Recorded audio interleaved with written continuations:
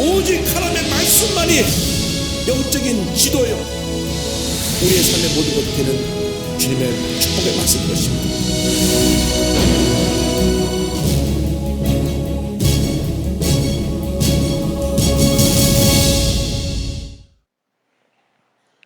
오늘 말씀의 제목은 악신에 붙잡힌 사울입니다. 사울왕이 처음에는 겸손한 자로서 하나님의 택함을 받았습니다. 모든 면이 부족함이 없었습니다. 그래서 하나님께서 그에게 많은 은혜를 주셨습니다.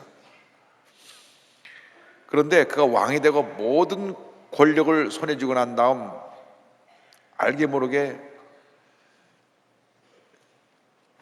자기 자신이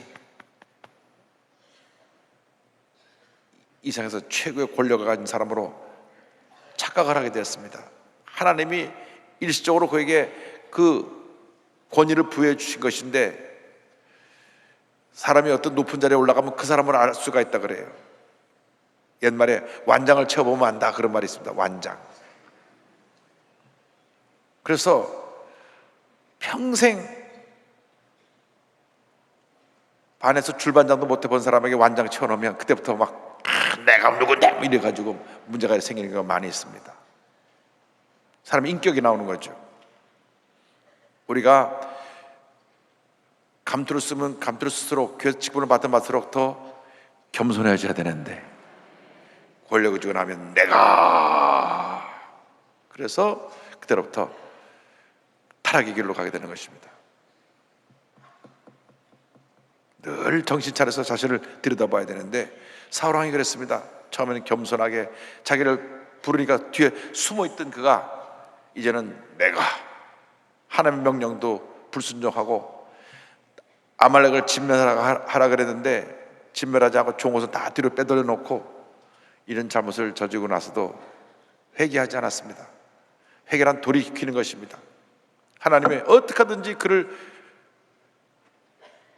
회개케 해서 하나님의 뜻에 합한 자로 만들고 싶으셔서 사무엘을 보내서 경고를 하고 그에게 하나님의 뜻을 전달했지만은 그는 마음의 문을 닫아버렸습니다.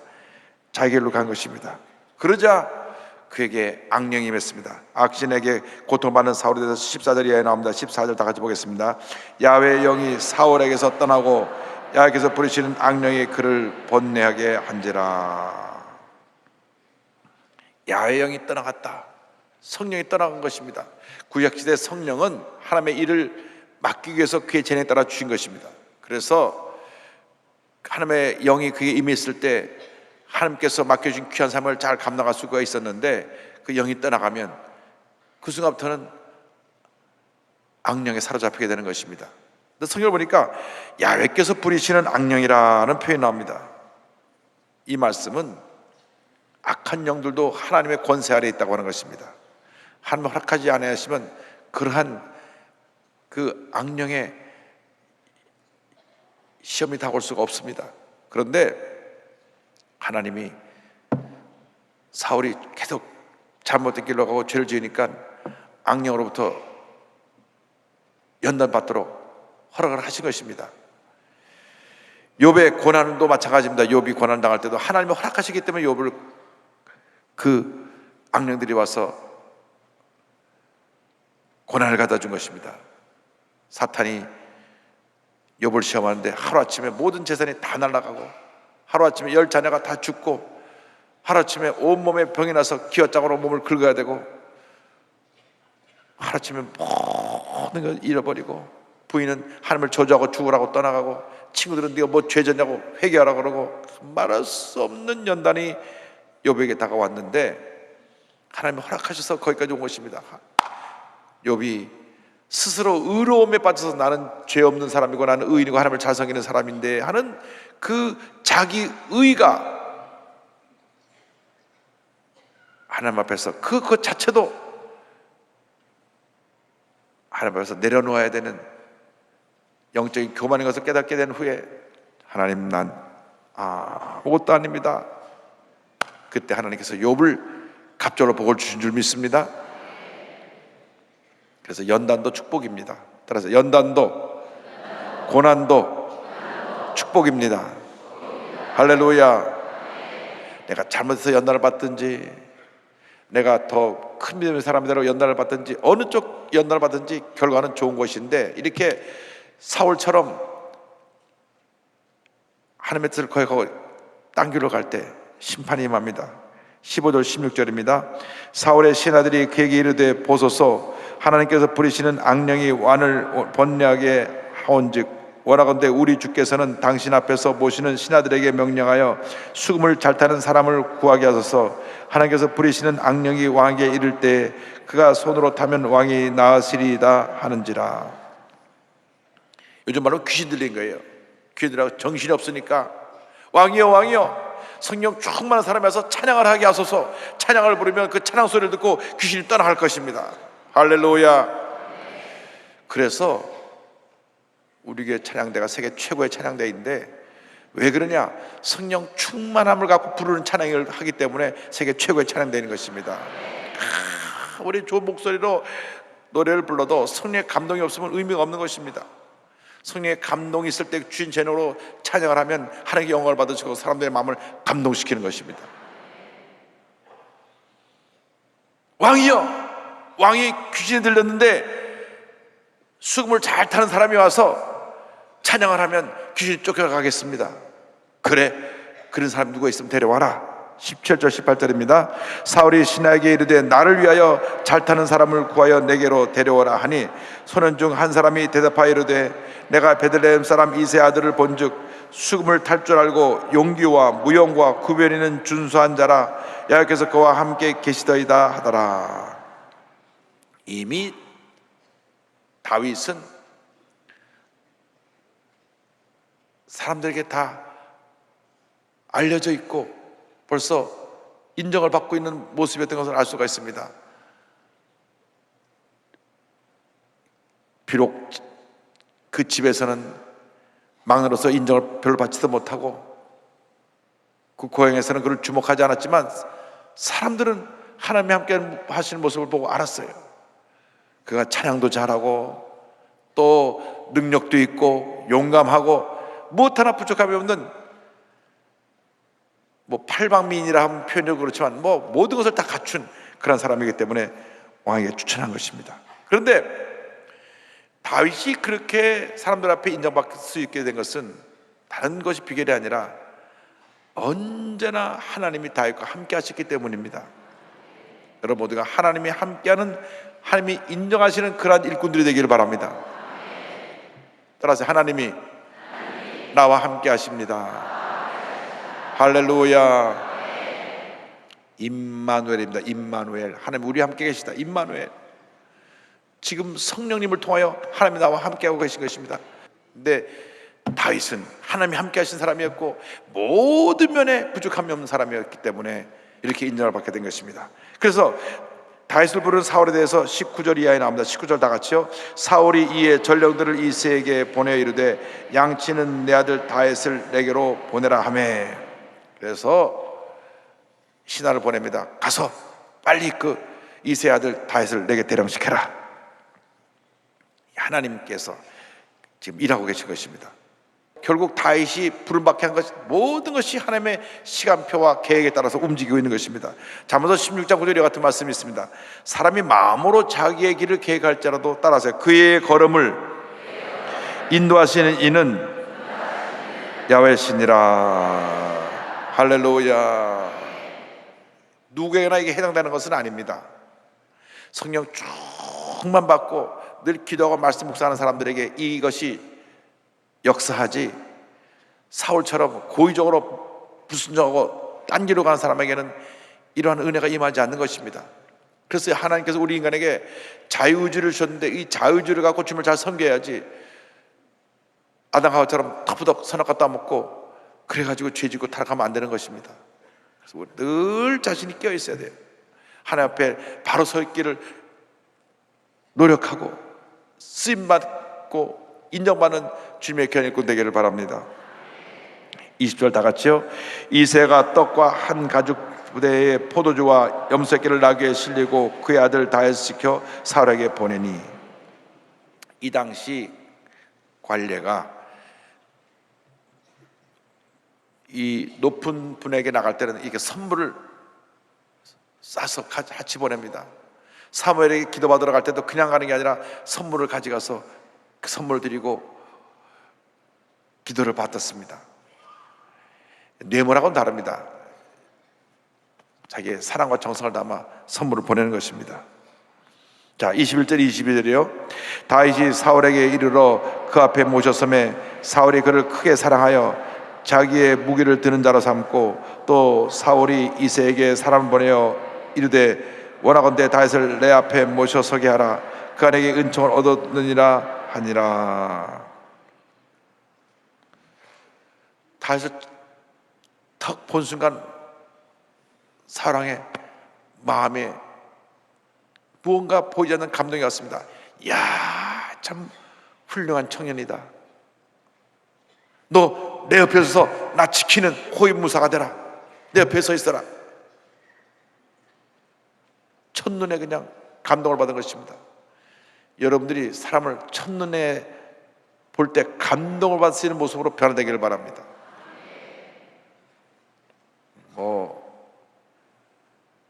제가 관상을 보라는 얘기는 아니고요, 그런 모습을 풍기도록 하라는 것입니다. 제가 왜 말씀드리냐면, 예수 믿는 사람이 믿고 나서 달라지라는 것입니다. 좀 온유하게, 좀 겸손하게, 좀 덕을 끼치는 모습으로 하나 싸놓아갖고 막 이렇게 뭔가 그냥 아침부터 그냥 기분이 안 좋고 누구랑 다투려고 하는 그런 모습으로 살지 말고요. 그거 봤잖아요. 그 뉴스에도 나왔잖아요. 화장실에서 자기 어깨 건드렸다고 막 두들겨 패갖고, 그리고 요번에 붙잡혀갔는데 그런 일이 14번이래. 14번 쳐다만 봐도 왜 쳐다봤어 너? 이리 와. 그래서 여러분 조심해야 돼. 함부로 남 쳐다보면 안 돼요. 아니 쳐다봤다고 뭐라 그러니까요. 쳐다봤다고. 왜 쳐다봤냐니까. 사람이 그렇게 자기의 모습을 책임을 져야 되는데 그렇게 못되게 사는 사람들이 있습니다. 여기는 없지만 저쪽 가면 한 사람 있는 것 같아. 그래서 여러분들이 늘 성령으로 충만해서 남에게 덕을 끼치는 인생을 살게 되기를 바랍니다. 23절 다 같이요. 하나님께서 부르시는 악령이 사울에게 이를 때 다윗이 수금을 들고 와서 손으로 탄즉 사울이 상쾌하여 낫고 악령이 그에서 떠나더라. 할렐루야. 여러분 찬양을 볼 때 귀신이 떠나가야 돼요. 여러분 마음속에 절망이 떠나가야 돼요. 미움, 원한, 분노, 섭섭함이 떠나가야 돼요. 떠나가야 돼요. 목사님 잘 안 떠나가는데요. 하하, 그렇게 하는 것 자체가 문제예요. 떠날 때까지 찬송을 또 부르고 기도하고 찬송을 부르고 기도하면 다 도망가게 되어 있습니다. 늘 성령 충만해서 찬송과 감사를 드리며 주 앞에 나간 여러분 되기를 바랍니다. 이제 다음에 골리앗이 등장합니다. 17장 1절로 3절입니다. 블레셋 사람들이 그들의 군대를 모으고 싸우고자 하여 유다에 속한 소고에 모여 소고와 아세가 사이에 에베스 담밈에 진침해 사울과 이스라엘 사람들이 모여서 엘라 골짜기에 진치고 블레셋 사람들을 대하여 전열을 벌였으니 블레셋 사람들이 이쪽 산에 섰고 이스라엘은 저쪽 산에 섰고 그 사이에는 골짜기가 있었더라. 블레셋은 대대로 이스라엘을 괴롭히는 이스라엘의 옆에 나라였어요. 그 옆에 나라가 못된 나라가 있으면 계속 괴롭히는 것입니다. 우리도 옆에 나라들 때문에 편한 날이 없잖아요. 저쪽하고 옆하고 여기 불편해요.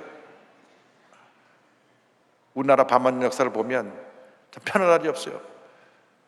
고려 때 그때 유일하게 막 중국도 막 우리 앞에 무릎을 꿇고 꼼짝도 못했으니까, 그때를 빼놓고 나서는 이리 치고 저리 치고 이리 치고 저리 치고 참 힘들었습니다.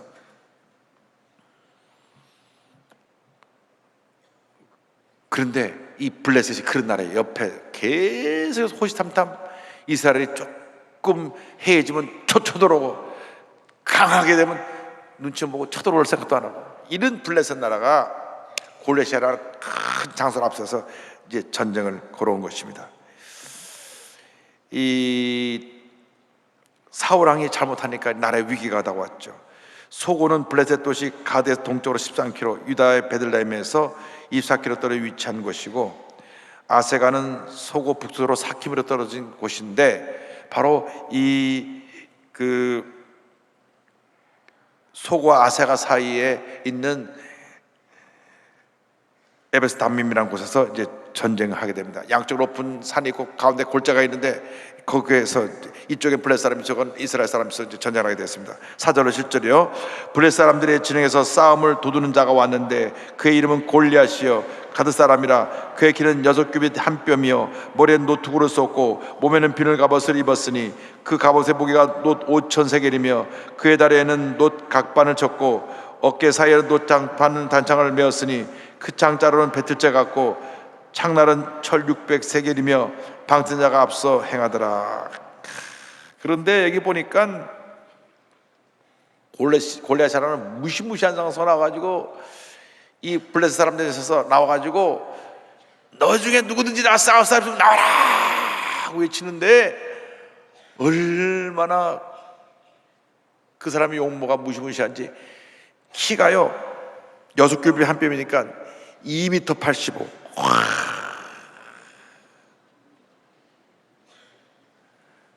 2m 85면요 집 높이 한 층 반 정도 될 정도 높아요. 갑옷이 5,000세겔, 갑옷이 57kg. 사람 몸무게만한 갑옷을 메고 있고 창날만 7kg. 나와서 사람 나와라. 그러니까 그냥 이스라엘 사람들이 막 그 모습만 보고 막 다 혼이 나가버렸어요. 싸우나 마나 우리가 저를 이길 수가 없겠다 생각이 들었습니다. 8절로 10절이요. 그가 서서 이스라엘 군대를 향하여 외치르되 너희가 어찌하여 나와서 전쟁을 벌였느냐. 나는 블레셋 사람이 아니며 너희는 사울의 신복이 아니냐. 너희는 한 사람을 택하여 내게로 내려보내라. 그가 나와 싸워서 나를 죽이면 우리가 너희의 종이 되겠고 만일 내가 이겨 그를 죽이면 너희가 우리의 종이 되어 우리를 섬길 것이니라. 그 블레셋 사람이 또 이르되 내가 오늘 이스라엘의 군대를 모욕하였으니 사람을 보내어 나와 더불어 싸우게 하라 한지라. 그대로 외칩니다. 나와 싸울 수 있으면 나와봐라. 나와라. 나랑 한번 붙자. 보통 사람이 싸우자 그래야죠. 2m 85 거의 3m가 되는 거대한 상수. 어떻게 이런 사람이 태어났는지 모르. 돌연변이 안악자손이 크다 그랬는데 그보다 더 큰 것 같아요. 막 이런 좀 나와서 나와라. 11절 보세요. 사울과 온 이스라엘이 블레셋 사람의 이 말을 듣고 놀라 크게 두려워하니라. 여기 보니까 여기 문제가 있습니다. 크게 두려워하니라. 블레셋은 하나님을 모르는 나라 사람들이고 이스라엘은 하나님의 나라 사람들입니다. 여러분, 예수 믿는 사람들이 알아야 될 것은 아무리 여러분에게 골리앗 같은 문제가 다가오고 세상 사람이 여러분을 대항하여 쳐들어온다고 할지라도 우리는 하나님이 함께 계시고 저 사람들 하나님이 없다는 것입니다. 그걸 알아야 돼요. 그걸 알아야 돼요. 1200만 기도하는 우리 대한민국을 그 어느 나라가 감히 넘을 수가 없습니다. 위대한 대한민국입니다. 왜? 하나님이 함께 하시기 때문에. 하나님이 함께 하시기 때문에. 할렐루야. 하나님께 영광 돌립니다. 뭘 두려워합니까? 실제로 두려워할 것은 대적이 아닙니다. 우리 믿는 사람들 사이에 다툼, 갈등, 미움, 섭섭함, 원망, 불평 이런 것들이 포도를 허는 작은 여우들이 와서 갈가가지고 뿌리를 갈가가지고 시험에 들게 하고 섭섭하게 하고 기쁨으로 성교대 봉사 열심히 하는 사람은 또 뒤에서 막 물고 뜯어요. 그래갖고 봉사하는 사람들이 시험에 들어버려요. 아, 나 간둘난다. 내가 교회 봉사들 이렇게 욕만 먹을 거면 무슨 내 봉사를 하겠노? 왜? 마귀가 그렇게 하는 게. 열심히 봉사하는 사람 자꾸 시험에 들게 해라, 시험에 들게 해라. 자꾸 뒤에서 비판하라, 자꾸 물고 뜯어라, 자꾸 묻더라. 그러니까 기쁨으로 일을 하다가도 그냥 상처를 받는 것입니다. 여러분, 주님을 섬기는 사람들이 주님을 바라보고 일해야지 사람 말 듣고 일하면 안 됩니다. 그러면 상처를 받고 주저앉게 되는데 그러면 본인도 손해고 하나님도 슬퍼하시고 주변에 있는 사람들에게도 덕을 끼치지 못하고 다 안 되는 거예요. 신앙인은 자리를 지켜야 됩니다. 자리를 지킨 사람이 진짜 신앙인이에요. 어떤 경우 난 이 자리 꼭 지키겠습니다.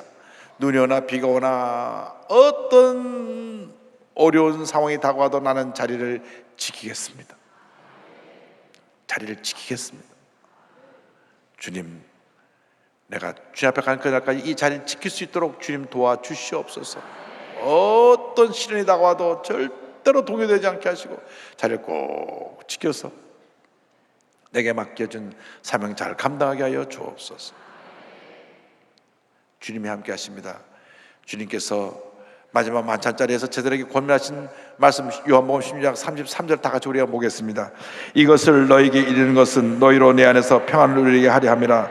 세상에서는 너희가 환난을 당하나 담대하라. 내가 세상을 이기었노라. 할렐루야. 여기 말씀 보니까 환난을 당하지만, 안 당하는 게 아니라 당하지만 담대하라. 담대하라. 담대하라. 내가 세상을 이기었노라. 세상을 이기신 예수님이 여러분과 함께하고 계신 것입니다. 두려워할 것이 없습니다. 골리앗 같은 문제가 다가옵니다. 때때로 이것이 암이라는 모습으로 다가오기도 하고, 때때로 믿는 사람들끼리 상처를 주는 그러한 미움이라는 골리앗으로 다가오기도 하고, 때때로는 경제적인 어려움의 골리앗으로 다가오기도 하고, 때때로는 원망불평의 골리앗으로 다가오기도 하고, 여러 가지 골리앗이 다가오는데 두려워하지 말라. 강하고 담대하라. 강하고 담대하라. 우리에게 주신 말씀을 꼭 붙잡고 평생 승리의 삶을 살아가는 여러분 되기를 주님의 이름으로 축원합니다. 기도하겠습니다. 사랑과 은혜와 자비가 무한하신 하나님 아버지, 우리가 어떤 경우에도 주님의 품을 떠나지 않게 하여 주시고, 어떤 골리앗이 내게 다가와도 당당히 서서 맞서 하나님의 이름의 권세로 싸워 승리하는 저희 모두가 되게 하여 주옵소서. 예수님의 이름으로 기도 올리옵나이다. 아멘.